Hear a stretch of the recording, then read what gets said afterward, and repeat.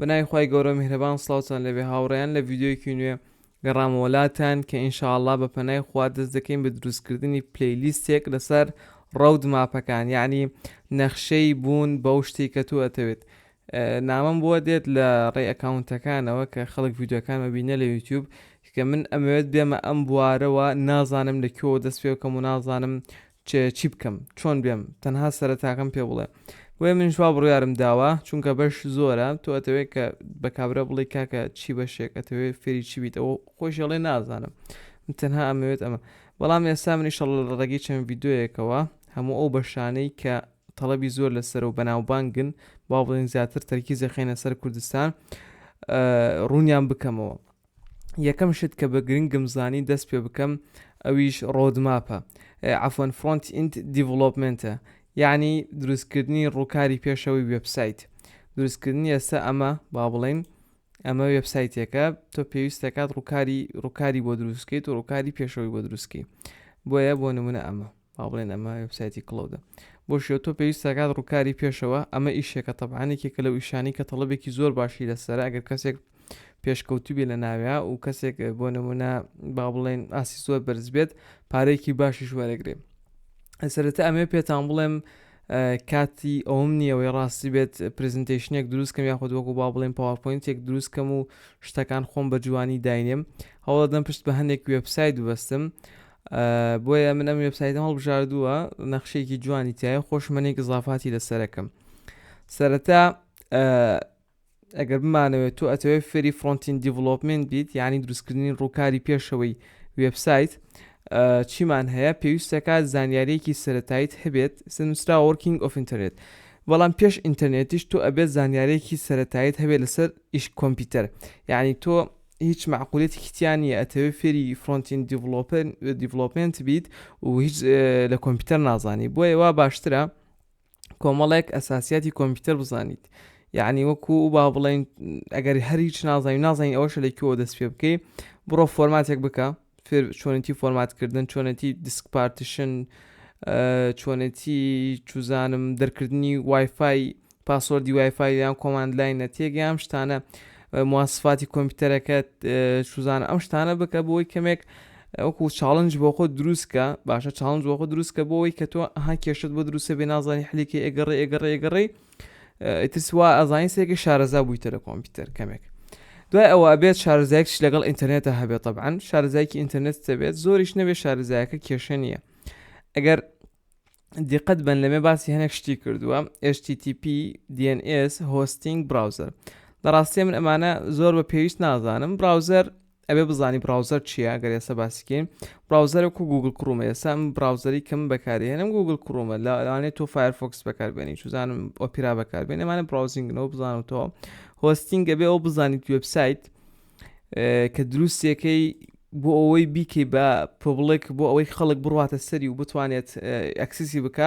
پێویستەکاتەوە لەسەر هۆستێک دانی هۆست چییە ئینشاڵڵا باسیوانی شەکەین لە دااتەوە بەڵام ئەمە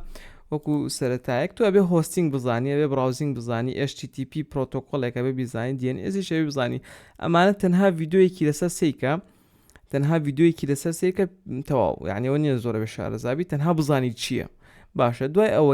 دوای ئەوە کە دەیتە سەری دێنە سەر HTML کە کورتکراوەی هایپەرتێکست مارکەپ لەنگویجە هایپەرتێکست مارکەپ لەنگویج ئەگەر درۆم نەکرد بێت وا بێت ئەوە کورتکراوەکەی ئەوەیە ئەندێشکراوەکەی ئەوەیە کە با بڵێن خۆی زمانی HTML هەنێک پیان وایە زمانە بەڵام تەکنیکێکە تەکنیکی ستراکچەری وێب دروستەکەی ستراکچەری وێبسایتەکە دروستەکەی با بڵێن وەکو هەیکەلی وێبسایتەکەی پێ دروستەکەی هەیکەلی فرۆنتینتەکەی پێ دروستەکەی زۆریش ئاسانە یعنی هیچ گرانیە تۆ بە هەفتەیەک توانی هەموو شتێکی تەواو HTML هەموو شتێکی HTML توانی فێربیت ئەگەر هەفتەیەک بە باشیشی لەسەرکەی باشە HTML بێ فێربیت ئەگە بڕۆین سەری لە ناو HTML بێکی فێربی Basic of HTML Form and Validation ینی بێسیکانی سەرەتاکانی HTML Form و Validation چۆن فۆرمێک دروستکەین کە کەسەکە فیلدی تابێت و ئینپوت داخل کات و شت بۆ نمونەوە سیمتیک تاگەکان لەگەڵ ئەکسسیبڵەتی دەمە تقریبان ینی کورسی هەر بڕۆ یوتیوب ئەگەر ئێمە لەمێ سێریکەم بڕۆ یوتیوب بنووسە HTML کورس هەوڵ دەم شتەکە بە عملی بێت نەک تەنها HTML عفوا کۆرس بەو شێوە زۆر یعنی ئەو نەتە بۆ هێنێت هەر خۆت بێزارەبی لە ڕاستی ئەم مۆش هەمەدانیە بە 1 ساعت باسی کردووە بەڕای من 1 ساعتەوەشە نییە بەڵام سەری چەند ڤیدۆیەک بکە ئێستا لەم بوتکامپە هەیە ئەوەی ئەمان فری کۆد کامپ بە 4 ساعت باس کراوە ئەتوانی ینی ڤیدۆیەکی 4 ساعتی سەری ئەوەی مۆش بکە سەری ئەمە بکەتەوە تۆ فێری HTML دوای ئەوە دێنە سەر CSS کە تۆ فێری HTML بیت ئەو کاتە دیتە سەر CSS چییە؟ CSS بریتیە کە تۆ هەیکەلەکەمان دروست کرد بە HTML پێویستی بە جوانکاریە باشە پێویستی بەوەی جوان بکرێتەوە تۆ کە خانەیەک دروستەکەی پێویستە کە هەیکەلەکە دروست کردووە ئەوە سپیکاری بۆ بکەیت و لەوغی بۆ بکەیت و ئەمش بە هەمان شێوە لە ڕێگەی CSSەوە تۆ دیزاین ئەدەی بۆ هەیکەلە یان ئەیدەی بۆ فرۆنتیندە بۆ ڕووکاری کە هەتە لە ڕێگەی CSSەکەوە بۆ نمونە تۆ ئەبێ فێری ئەم شتانە بیت طبعاً لە CSS ئەگەر ببیت بە فرۆنتیندێکی دەرەجەیەک هەموو بیسکەکانی بزانیت لێئاوت چییە مەقسەدمان چۆنی دابەشبوونی ئایتمەکانە لەم بۆنە لە شاشەکەیە فلێکس و گرید باشە ڕسپۆنسیڤ دیزاین یعنی بۆ نمونە ئێمە ئەگەر ئێستا یوتیوب بکەین بە نمونە ئەگەر ئێمە دیقەت بین بۆ شاشەکەمان بکەین بە مۆبایل ئەفوان سەگەت بیکەین بە مۆبایل سێرەکەین یوتیوب لەگەڵ مۆبایلی شەکێشەی نیە عنیا ئەو مۆبایلە و هیچ کێشەی نییە بیکەین بە دیسکتۆپ با بۆنە شاشەکە بکەین بە هەرچەندێک سێرەکەی خۆی لەگەڵ ئەگونجێنێ ئەوە شێوازە خۆی لەگەڵ ئەگونجێنێت بێەوەی هیچ کێشەیەک دروستکە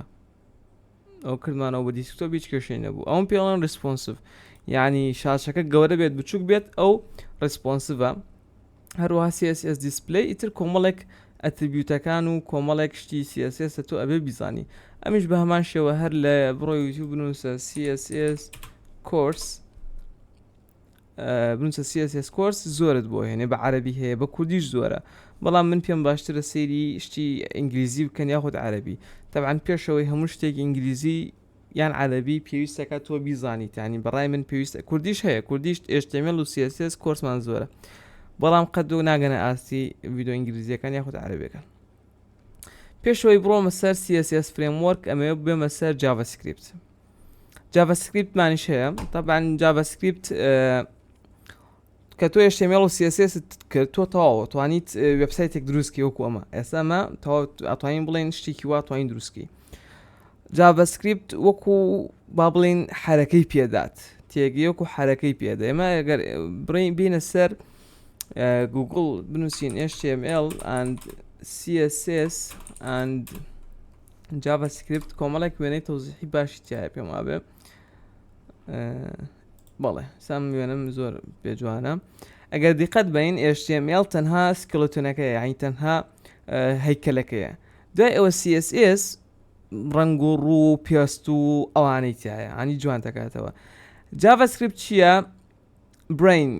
مێشکەکە یاخود ماسڵکەکانە ئیعازەکانە نێرێت تۆ هەیکەلیت و پێست و گۆشیشت هەیە ینی ڕووکارێک شێ بەڵام پێویستەکە بە شتێک بۆ نەبۆی دەست بەرزکەیتەوە پێویست بە ئیعازێکە پێویست بە بەرزکردنەوەیەکە تێگەی پێویست بە شتێکە بەرز کاتەوە جوڵەیەکت پێ بدامەیشی JavaScripتە ئەو شتانی کە بە جوڵە ئەکرێت لە JavaScripتەکەی ئەیبینیت تێگەن بۆ شێوازە ئەو شتانی کە بە جوڵە ئەکرێت لە JavaScript ئەیبینی ئێستا من نمونەیەکی ترە ئەڵێت HTML هەیکەلی سیارەکەیە CSS ڕنگ و ڕوویەتی JavaScript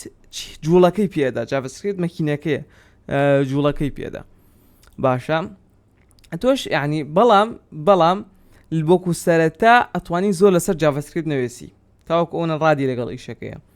زۆر لەسەری مەوەستا تاوەکو ئەوە ڕادی لەگەڵ ئیشەکەی دوای پێتەڵێم کەی بۆ یەگەڕێیتەوە باشە دوای ئەوەی کە تۆ کەمێک شارەزا بووی لە JavaScript دێنە سەر کۆمەڵێک CSS فرێموەرک چییە فرێموەرک کۆمەڵێک فرێموەرکی CSSن طبعاً بۆنە CSS فرێموەرک کە لەسەر CSS بنیادراون بەڵام کۆمەڵێک یعنی با بڵێن کۆدی حازریت پێدا بۆ ئیشی لەسەر کەم کاتەوە یعنی چی یعنی ئێسێمەوە باسی ئەومان کرد کە وتمان پێویستەکات پیجەکەت ریسپۆنسیڤ بێ بەڵام بۆ نمونە ئێمە بوتستراپ بەکارهێنین خۆی ئیشی ریسپۆنسیڤیمان لە کۆڵ ئەکاتەوە. بۆ نمونە ئێمە نووسین با بنووسین بوتستراپ جەماعەت ئێستا باوەڕکەن لە شوێنی تر خەڵک بۆ شێوازە بۆ نمونە دەرس ناڵێتەوە یاخود ڤیدیۆ ناکات تەنها ئینێکت پیشانەیە تۆڵێ ئەمە ئەوە بکە، بەڵام من هانای وێبسایتەکان پێڵێم هەمووی سیکەن کە دینە ئەمێ کۆمەڵێ ئایتیمیتیان کۆمەڵێ ئەوەی تایە کە هەمووی حازرە تۆ ئەتوانی بەکاری بێنیتەوە. بۆ ئەمە پێیجێکی پرایسینگی پێداوی کە تۆ ئەتوانی بەکاری بێنیتەوە تێگەن ئاوا تۆ توانی بەکاری بێنێت. ئەگەر سەیری تێستی ریسپۆنسیڤەکەی بکەین سیکەن تێستی ریسپۆنسیڤەکەی بکەین سێرەکەین ها لەگەڵ هەموو جۆرەش ئەمە موبایل بۆ نمونە ئەمە ئایپاد تێگەن ئەمە کۆمپیوتەر لەگەڵ هەموو جۆرە شاشەیەکە گونجێت بێ ئەوەی تۆ کۆت بنووسیت بێ ئەوەی تۆ بۆ نەخەمی ئەوە بکەی CSS و ریسپۆنسیڤی بخۆیت و ئەمانە نە وەکو کۆدەکان بەیەکەوە ڕێکە خەی باشە وەکو کۆدەکان بەیەکەوە ڕێگە خەی و حتمما پێویستی بە ئیشی تۆ هەیە جارجار کۆمەڵێک CSS تر بنووسیت کۆمەڵێکشی تر بنووسی بەڵام ئەمە ئیشێکی زۆرت بۆ لە کۆڵ ئەکاتەوە. طبعاً بوتستراپ من پێم باشترە لە سەرەتا لە بوتستراپەوە دەست پێ بکەن، بەڵام بەڕای من وا لە خۆتان نەکەن لەسەر بوتستراپ بوەستن چونکە ئێستا داواکاری عالم لەسەر چییە؟ لەسەر تێلوێن CSS. ئەگەر بڕۆی هەم لە جیهانە هەم لە کوردستانیشە ئەبێت تێلوێنت بزانیت. ئەمە طبعاً بۆتە مەرجێکی سەرەکی پێویستەکات تێلوێنت بزانیت، بەڵام وا باشترە ینی ئاشنایەکت لەگەڵ بوتستراپە بێ، بەڵام وا ینی ئەوەی کە مەرجە ئێستا تۆکو فڕۆنتین دیشکەی پێویستەکە تێلوێنت بزانانی ئەوەی ڕاستی بێ. حەزەکەم ڕاستەکەتان پێ بڵێم بوتستراپ کۆن بووە ئێستا خەڵک بەکاری نایێنێ مەگەر بۆ پرۆجێکتێکی خۆت باشە ئەگەر پرۆجێکتێکی خۆت هەیە لەگەڵ بوتستراپ مرتاحی بوتستراپ بەکاربێنە زۆر احتیاجی. بەڵام ئەگەر نیازیەوەت هەیە لە شەریکەیە لە شوێنە کۆمپانیایەک ئیشکەی پێویستەکە تۆ CSS عفۆن تێلوێنت بزانی. تێلوێندیش کەمێک ینی هەر هەمان فکرەی هینی هەیە هەمان فکری بوتستراپ هەیە فرێموەرکێکی CSSە وەکو بین کۆمەڵێک شتی حازری پێمانداوە کە توانین بەکاری بهێنین، بەڵام با بڵێن تێلوێند شتە حازریەکانی کەمترن بەڵام کلاسەکانی زۆر جوانن هەروەها دیزاینێکی جوانتریان هەیە وردتریشە بۆیە چونکە لە بوتستراپە زۆر ناتوانانی بۆ وردی ئیشی لەسەرکەی، بەڵام لە تێلوێندا توانی بۆ وردی ئیشی لەسەرکەی. ئەوەیە فەرقەکەیان. کۆمەڵێک پیورمان هەیە پیور CSS کەانی تۆ هەموو ئیشەکانت بە CSS بگە هیچ فرێموەرکێک بەکار نێنی کە من نەسیحەت ناکەم بۆم ئیشە و کەسیش ینی بڕۆ ناکەم کەس ئەم شتەی بەلاوە باش بێ کە هەموو ئیشەکانت بە پیور CSS بیکە ینی CSSی خاڵص فرێموەرک بەکار نهێنیت چونکە کات زۆر لێ ئەکوژێ. کۆمەڵێکشی ترمان هەیە فاوندیشن و مێتریال CSS ئەمەش کۆمەڵێک فرێموەرکن بەڵام کۆن بوونە کەس بەکاریان ناهێنێت ئەوەی کە ئێستا زۆر داواکاری لەسەر بێت تێلوێندا ئەوەشی کە خەڵک هێشتا جار هەر ئیشی پێکات بوتستراپە. باشە ئەمە ئێستا گەر بینەوە کە تۆ ئەمانە فێر بووی وەرەوە جارێک کەمێکی تر جاڤاسکریپت بخوێنە فێر بە بیسیکی جاڤاسکریپت بزانە ئۆپەرێشنەکان بزانە لوپ بزانە فەنکشن بزانە ئەرێ بزانە طبعاً ئەمە هەمان شەوە بڕۆ یوتیوب بنووسە جاڤا سکریپت ئاگادار بن جاڤا و جاڤاسکریپت زۆر فەرقیانە و تەواو ئیشەکانیان زۆر جیاوازە ینی ئین نەکەن لێتان تێکچێت جاڤاسکریپت ئەو لۆگۆکەیەتی هەمان شێوە مۆشەیەتی شوێنتریش هەیەە طبعاً ئەمانە هەمووی بە کوردیش هەیە ئەمە گە بنووسین کوردیش ئەگەر ئینگلیزی و عەرەبی نازانی سەرەکەی کۆمەڵە کەسێک کە کردوێتی بۆ نە لە ڕستە کۆدا کردویانە بۆ نە جاڤاسکریپت هەیە کۆرسی زۆر باشمان هەیە بۆ کوردی هەرسێک هەیە تاوەکو ئێستا هەموو کۆرسەکانمان هەیە بە کوردیش ئەگەر تۆ فێربی. هەروەها دوای ئەوەی کە جاڤاسکریپت زانی تۆ تەواو لە ئەمانە شارەزا بیت باشە لە HTML لە CSS لە جاڤاسکریپت ئەمانە شارەزا بووی فکرێکی عامتە بێ دەربارەی شتەکە ئەو کاتە بەڕای من بڕۆ ئەمەی کە کردوتە هۆستیکە لەسەر هۆستێک طبعاً هۆستی فریمان هەیە بۆ بزانم فری ئینفینیتیە شتێکی وایە ئینفینیتی فریە ئینفینیتی پێم وا بێت ئینفینیتی فریە بەڵێ ئینفینیتی فری کە ئەمە هۆستێکی خۆڕایت پێدا بۆ مانگێکیان 2 مانگە کە تۆ توانین لەسەری هۆستیکەی باشە تۆ بڕۆ ئەو وێبسایتی پرۆجێکتێک دروست کە طبعاً پرۆجێکتێک دروست کە بۆ شتانی کە فێری بووی وەرە یوتیوب بنووسە HTML CSS project CSS ئەمە یەک دنیا پرۆجێکتت بۆ هێنێ لەمێ کە ئەتوانیت وەکو خۆی دروستیان بکەیتەوە و لەگەڵ کابرا بۆ ئەوەی زۆر بە جوانی فێربی. دوای ئەوەی کە پرۆجێکتەکە تەواو کرد وەرە هۆستیکە. طبعاً ئەمە من وەکو شخصی خۆم من زۆر باشە بینم. باش کە ئەمانە زانی طبعاً ئەمانە لەوانەیە لە ماوەی مانگێک بۆ 2 مانگە تەواویکی باشە، مانگێک بۆ 2 مانگ. دوای ئەوە پێویستەکات تۆ چی بزانیت؟ پێویستەکات فرێموەرکێک یاخود لایبرەریەکی جاڤاسکریپت بزانی. پێم وڵێ ئەمە چییە؟ وەکو ریاکت، نێکست، ئەنگولەر، ڤیو، جێکوری، نۆجێس. ئەمانە چین؟ ئێمە 4 ساعت باسی واکەین. بۆ نمونە ریاکتە بێ و ریاکت بزانی. ئێمە ئەگەر ئیش بە HTML و CSS و جاڤاسکریپت بکەین یاخود بە بوتستراب یاخود تێلوێند بیکەین، پیجەکە کاتێک بۆ نمونە لە نێوان پیجەکانە هاتوچووەکەین پێویستەکە ڕفرێش بێت. پێم وابێ لەوانەیە ئەم پیجانەوا بێ. ئەمە ڕفرێشی تیانە بوو، ڕفرێشی تیایە ها بینن ڕفرێش بوو ڕفرێشێکی پێم وابێ ڕفرێشێکی تایە. والحاصل کاتێک تۆ فۆرمێکە نێری یاخود کاتێک لە نێوانی پیجەکانە هاتوچووەکەی ڕفرێشبوونی تایە. بەڵام ئێمە کاتێک ریاکت یاخود ئەنگولەر یاخود ڤیو یاخود جێکوری طبعاً ئێستا خەڵک بەکاری نایەنێ، ڤیوش خەڵک زۆر کەم بەکارێنێ، ئەنگولەر بۆ پرۆجێکتە گەورەکان زیاتر، نێکست و ریاکت طبعاً ئێستا ئەم دوانە زۆر باون، خەڵکێکی زۆر ئەم دوانە بەکارێنێ. نێکست نوێترە لە ریاکت، خەڵکێکی زیاتر ڕووی تێکردووە. بەڵام کە ئەوەی ئێستا کە خەڵک زۆر ئیشی پێکە ریاکتە. لە ریاکتە طبعاً پێویستەکات هەموو فرۆنتین دیڤلۆپەرێک یەکێک لەمانە بزانێت. یەکێک لە ئەمانە بزانێت کە یەکێک تۆ ئەمانەت هەمووی زانی کە پێم وتی دڵنیا بە ئیشت دەسەکەوێت لە کەمترین کاتە ئیشت دەسەکەوێت. تەنۆ ریاکت وا خەریکە ریاکت نۆزدەی بۆ دێم. یعنی بۆ نمونە کۆمەڵێک زیکە بۆ شێوازێک ئەو ئەکشنانی تایە کانی بۆ نمونە ئەتوانی بە ئاسانی سیکان، توانی بە ئاسانی زمان بگۆڕی، بە ئاسانی ڕنگ بگۆڕی، یعنی زۆر سەریع. سینگل پیج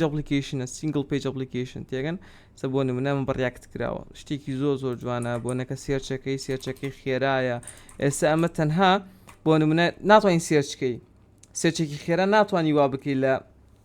تەنها HTML و CSS و جاڤاسکریپت. پێویستەکات لایبرەریەک یاخود فرێموەرکێکی جاڤاسکریپت بزانی کە تەواو تۆ توانیت HTML زانی، ریاکت CSS زانی، یەکێک لە فرێموەرکەکانی CSS زانی وەکو بوتستراب یاخود تێلوێند، جاڤاسکریپت زانی، دوای ئەوە هاتی لایبرەریەک یاخود فرێموەرکێکی جاڤاسکریپت زانی، ئەو کاتە تۆ ئەبیت بە سینیۆر فرۆنت ئین دیڤلۆپەر. باشە، یعنی ئیشت دەسەکەوێت بە پەنای خوا لە هەموو کۆمپانیایەک ئەگەر بتەوێت کارک شوێنە کەسێک داواکەن تۆ توانیت تەواو ئیشت دەستکەوێت وەکو فرۆنت ئین دیڤلۆپەر. پێویستەکە ئەمانە هەمووی بزانی. طبعاً هەر شتێکت کرد بۆ نمونە HTML فێر بووی بڕۆ پرۆجێکتێکی پێ بکە، CSS فێر بووی بڕۆ پرۆجێکتێکی پێ بکە، جاڤاسکریپت فێر بووی بڕۆ ئەو شتانەی کە فێری بوویتە بەکاری بهێنە لەو پرۆجێکتەیە کە کردوتە. دوای ئەوە کە ریاکت فێر بووی هەرچی فێر بووی وەرە تەطبیقی کە من پێ دەڵێم لە 6 مانگ بۆ ساڵێک ئەگەر لەسەر ئەم شێوازە بڕۆی تەواو تۆ ئەبیت بە کەسێکی شارەزا و ئیشت دەسەکەوێت بە ئیزنی خوا. من هەستەکەم زۆر قسەم کرد، بەڵام حەزەکەم شتەکانتان بۆ ڕوون بێ. تاوەکو ئەمێ 90 دقیقە قسم کردووە، زۆر لەوە زیاتر کە خۆم پلانم بۆ دانابوو، بەڵام هیوادارم سوپادان لێ کردی بێت. خواتان لەگەڵ هەتاوەکو ڤیدیۆیەکی دیکە ئینشاڵڵا ڤیدیۆی دیکە باسی باکی ئین دیڤلۆپەرەکەین کە ئەمە تەنها واجهە بوو. دوای ئەوە بزان لە دوای واجهەیەشی ڕوەدات، ئەوەشە مەسارێکی خۆی تەنها. خواتان لەگەڵ.